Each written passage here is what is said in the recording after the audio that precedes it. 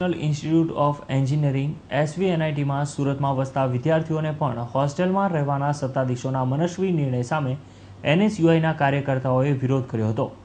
SVNITના કેમ્પસમાં સૂત્રોચ્ચાર કરીને ડીનને આવેદન આપવામાં આવ્યું હતું। SVNIT દ્વારા વર્ષની શરૂઆતમાં પહેલા વર્ષમાં જ નવા પ્રવેશ લેવા આવેલા વિદ્યાર્થીઓ માટે એક નિર્ણય જાહેર કરવામાં આવ્યો હતો કે દરેક વિદ્યાર્થીઓએ કમ્પલસરી હોસ્ટેલમાં જ રહેવું પડશે। જો કે પહેલા વર્ષમાં 70 જેટલા વિદ્યાર્થીઓ એવા હતા કે જેઓ સુરતમાં જ રહે છે, જેના કારણે તેઓ શું કામ હોસ્ટેલમાં રહે તે અંગે પણ એક સવાલ હતો। જો કે હાલમાં SVNITએ આવા 70 જેટલા વિદ્યાર્થીઓનું પરિણામ અટકાવ્યું હતું।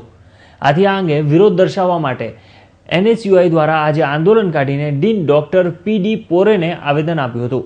SVNIT જે સુરતમાં 70 જેટલા વિદ્યાર્થીઓ જે સુરતમાં જ રહે છે તેની પાસે ફરજિયાત હોસ્ટેલની ફી ભરાવે છે અને આ હોસ્ટેલની ફીનું જે પાલન નથી કર્યું તેવા 70 વિદ્યાર્થીઓનું પરિણામ અટકાવવામાં આવ્યું છે। અને એક તરફથી એવું કહેવાય કે વિદ્યાર્થી સુરતમાં રહે છે તેમની પાસે 40,000 જેટલી હોસ્ટેલની ફી ઉઘરાવવા માટે અને આ તકલદી નિર્ણયનું ખૂબ જ કઠોર રીતે અમલ કરવા માટે વિદ્યાર્થીના પરિણામ અટકાવવામાં આવ્યા છે, જે ખૂબ ગંભીર બાબત છે। અને SVNIT જેવી જે મિનિસ્ટ્રીની ડાયરેક્ટ સંસ્થાઓમાં આવી રીતે કોઈ પણ વિદ્યાર્થીના પરિણામ અટકાવી ન શકાય તેના માટે આજે NSUI અહીંયા જબરદસ્ત વિરોધ કર્યો છે અને 1 કલાકની અંદર તમામ વિદ્યાર્થીના રિઝલ્ટ ડિક્લેર કરવાનું અમે એમને એક આહવાન આપ્યું છે। અને આ જો રિઝલ્ટ ડિક્લેર નહીં કરવામાં આવે તો NSUI ઉગ્ર આંદોલન કરશે અને જે અહીંયાની બોડીએ જે ખોટો નિર્ણય બનાવ્યો છે, જે આખા દેશની બીજી ભોપાલ કે નાગપુર જેવી કોઈ પણ NITની સંસ્થામાં રૂલ્સ નથી કે સુરતની અંદર અથવા તો ઇન્સ્ટિટ્યૂટની 200 કિલોમીટરની અંદરના કોઈ પણ વિદ્યાર્થીને હોસ્ટેલમાં રહેવા માટેની ફરજ પાડી શકાય નહીં, તે નિયમ પણ દૂર કરવાની અમે અહીંયા માંગણી કરી છે। આસમાનીવાલા અહીંના સુરતનો એક વિદ્યાર્થી છું જે SVNITમાં ભણી રહ્યો છું। અહીંયાના ફર્સ્ટ યર MSc ફિઝિક્સ કોર્સમાં ભણ્યો છું। અમારા ઉપર ફિઝિક્સ હોસ્ટેલ ફરજિયાત લેવાનો આરોપ હોસ્ટેલ ફરજિયાત કરવામાં આવી છે। વિદ્યાર્થીઓ કેવી રીતે ફીસ ભરે છે એમના મા બાપ જ જાણે છે। તેમ છતાં તે લોકો કહે છે કે 40,000 રૂપિયા ફરજિયાત ભરવાના છે હોસ્ટેલના, પરંતુ એના કારણે અમારું રિઝલ્ટ પણ અટકાવવામાં આવ્યું છે અને અમારું રિઝલ્ટ ડિક્લેર નથી થયું। બાકી બધા વિદ્યાર્થીઓનું રિઝલ્ટ ડિક્લેર થઈ ચૂક્યું છે, તેમ છતાં અમારું રિઝલ્ટ ડિક્લેર નથી થયું। એ બાબતે અમે NSUIની મદદ લીધી હતી। રિઝલ્ટ કેમ ડિક્લેર કરવામાં નથી?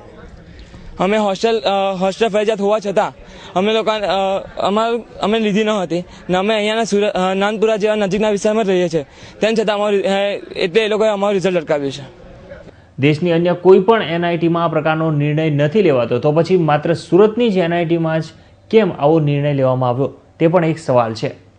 હોસ્ટેલ ફી ન ભરનારા અને સુરતમાં રહેતા 70 જેટલા વિદ્યાર્થીઓના રિઝલ્ટ પણ અટકાવી દેવાયા છે। જો આ રિઝલ્ટ અંગે એક અઠવાડિયામાં નિર્ણય લેવામાં ન આવે તો ધરણા અને તાળાબંધી જેવા આંદોલન કરવાની વિદ્યાર્થી સંગઠન દ્વારા ચીમકી આપવામાં આવી હતી। NSUI के कुछ प्रतिनिधि आज हमारे पास आए थे।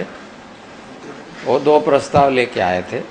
एक प्रस्ताव ये था कि भाई यहाँ के सूरत के रहने वाले विद्यार्थियों को अपने हॉस्टल में रखना क्यों कंपलसरी किया, वगैरह वगैरह।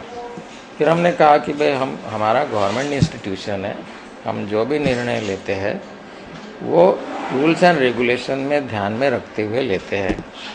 हमारे एक्ट में और स्टैट्यूट में लिखा है, इसलिए हमने इस साल से कंपलसरी किया है।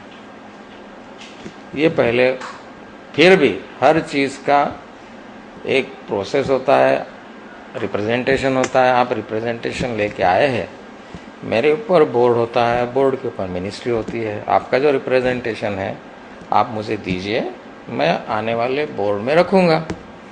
और आने वाला बोर्ड इत्तेफाक की बात है कि 15 फरवरी को बोर्ड की मीटिंग है, उसमें एजेंडा रखेंगे और जो भी निर्णय होगा आपको बताएंगे। ये हो गया पहले मुद्दे की बात। तो दूसरा मुद्दा है कि भाई जो स्टूडेंट यहाँ हॉस्टल में एडमिशन नहीं ली है, ऐसे लोगों का रिजल्ट हमने विथहेल्ड किया है। तो उनका प्रस्ताव था कि वो रिजल्ट कम से कम वो हमारे लेवल पे इंस्टीट्यूट लेवल पे डिसीजन है, उनका रिजल्ट आप डिक्लेयर करें। આવેદન આપ્યા બાદ SVNITના ડીન PD પોર દ્વારા આ અંગે યોગ્ય કરવાની ખાતરી આપવામાં આવી હતી। હોસ્ટેલના મુદ્દે લેવાયેલા નિર્ણય બોર્ડ દ્વારા લેવામાં આવ્યો હોવાથી આગામી સમયમાં મળનારી બોર્ડ મિટિંગમાં આ અંગે ચર્ચા કરી યોગ્ય કરવાની ધરપત આપવામાં આવી હતી। કેમેરામેન દેવાંગ રાણા સાથે bureau report, NTV news, Surat.